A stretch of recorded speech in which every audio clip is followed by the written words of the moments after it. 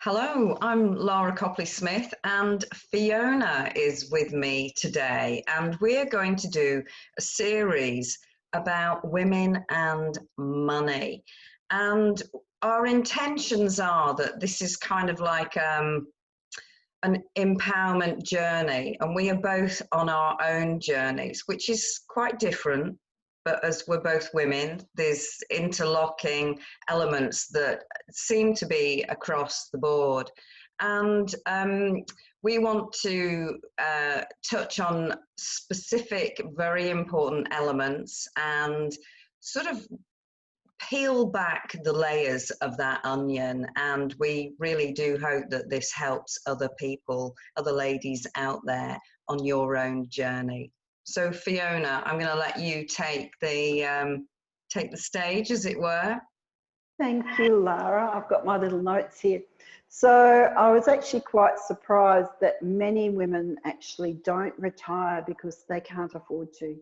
They haven't looked after their money well enough, they haven't got superannuation, or they haven't done investments, and they basically can't afford to retire. And the ones that do retire, a lot of them actually live in poverty. I was reading a report, 2016 report, that 80% of women that retire live in poverty or below, being able to pay their bills, which is a bit scary. That's astounding. And is that global or in more westernized countries?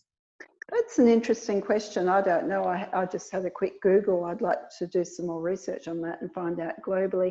I do know personally many women that are retired, and particularly ones that are on their own, are struggling just to pay their bills. So I imagine it's sort of pretty globally. What about where you are? In England, I would say 80%. I think it depends what situation you're in. If you're in if you're single, then that's a possibility.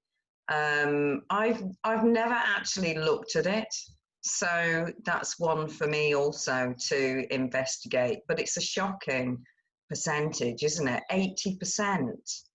And I know, it's scary, isn't it? It is scary. And when you see what's kind of happening at this moment in time, whether it'll go up. I mean, when you look across the world to less westernized countries, then it's high, isn't it, the percentage? Because the majority of the people are actually in dire poverty. I agree. One of the other figures I saw, that 55% of women are worried about money. And I guess that women, it's good for them to be concerned. I don't know if the word worried is appropriate, but I actually think that we need to look at it, and we need to be responsible, and we need to take some action on it so that we don't end in that position when we retire.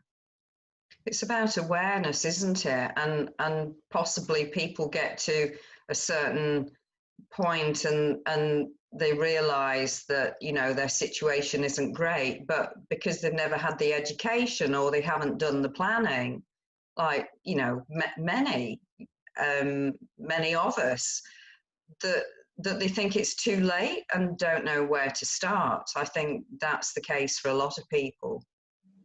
Yes, and it was interesting that I was reading that many women are not making enough money. A lot of it, and I can speak for myself, we're overgiving, we overplease, and we don't prioritise ourselves financially.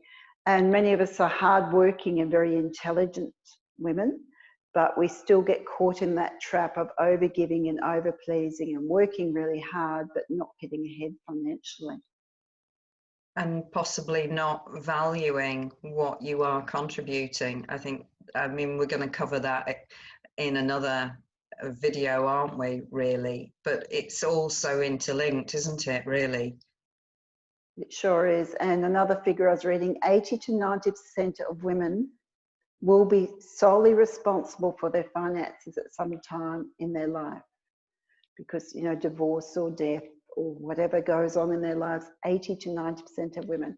So a lot of us have been lucky at some time to have a partner or something support us. But basically, for a lot of women, there's no Prince Charming, and that is a childhood myth that we grew up reading all the different stories. I love those stories myself personally. And it's a dependency, and it's not a healthy thing to be doing, and that we really need to look, even if we're in a relationship, to make sure that we're looking after ourselves financially, because who knows what will happen in the future. I'm not sure I read those stories. You didn't read all the stories. Prince Charming comes along and kisses Sleeping Beauty and takes her off. I think people, you know, women, because of that fear of being in poverty, get stuck in situations, don't they? You know, and can't get themselves out because of the finance, of the possibility of ending up in a dire position. But no Prince Charming, oh dear. You've got to find strategies.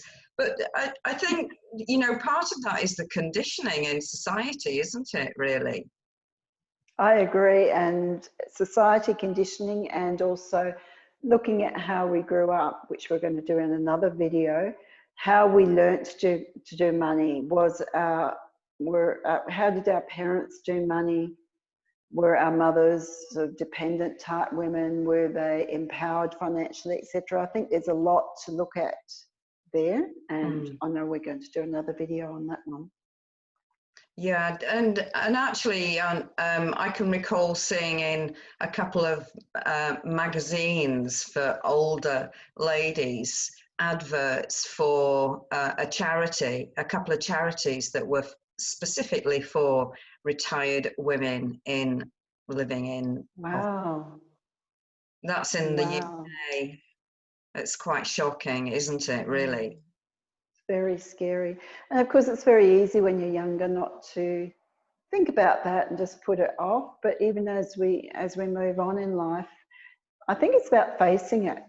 I think there's shame around money. You know, you're an intelligent person, you're working really hard, but you're having trouble making ends meet. And I imagine that a lot of women would feel a lot of shame about that instead of feeling empowered.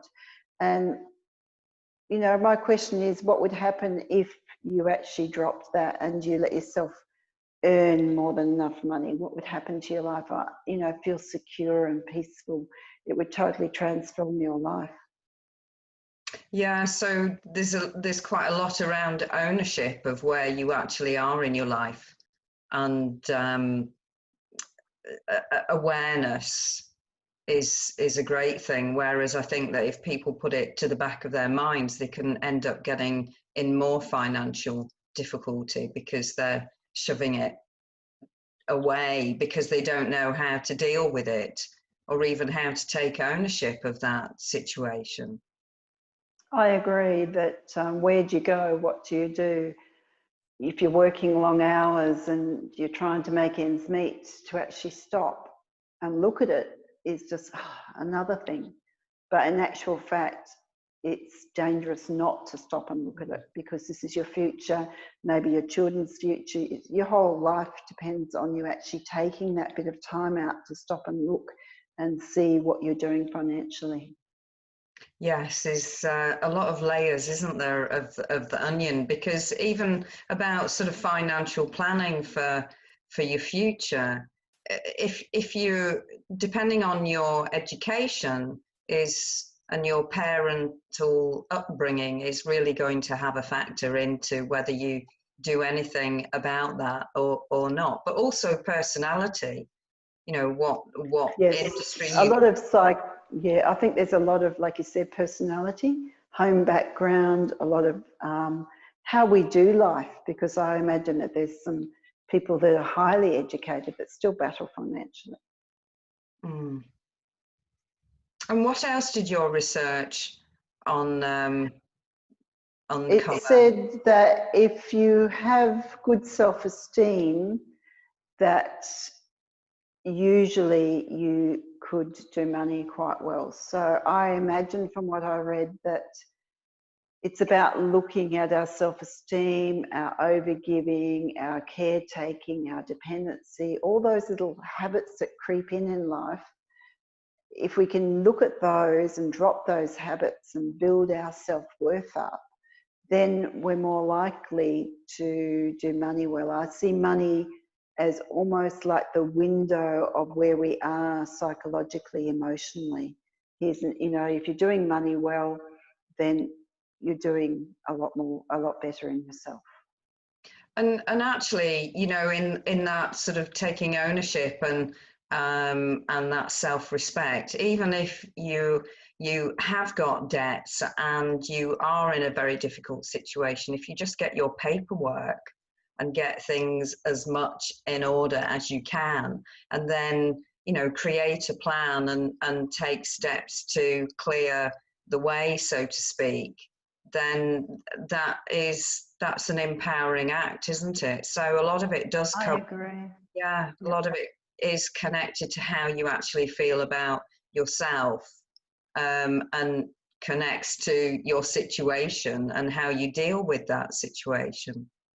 Yes, and there's so many resources out there these days. There's so many different places you can go to for financial help and financial guidance, and people that can help you plan and do things and organise your finances. So it's just getting up and facing it, taking that time out to ring a few people, go get some help, and do something about it. We don't have to, as women, live in poverty. No, we don't. I mean, it's shocking, 80%. And so what else are we going to cover today?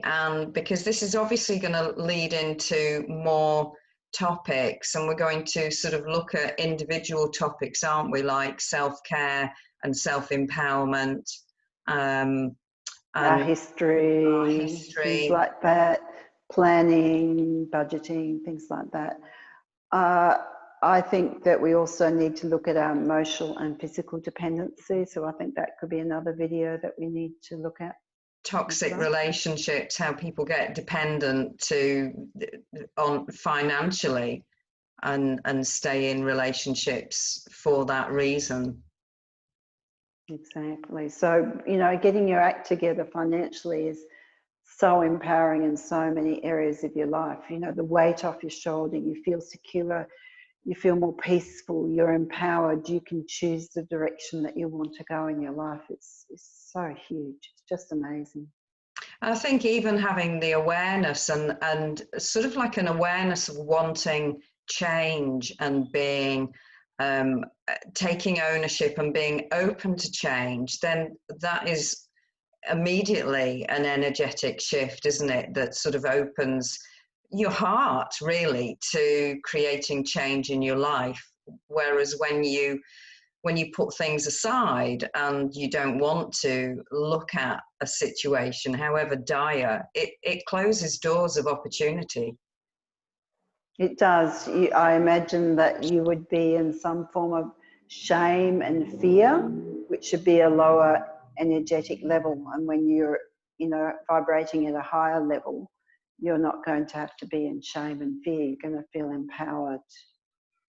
So we're going to do we'll do a call about energy, won't we? And linking it to allowing new things, opportunities coming into your life as well. And we're going to plan to do some calls on healing techniques and clearing the energetic blocks as well. Definitely. I think that's very, very important. And anything else, Fiona, for today?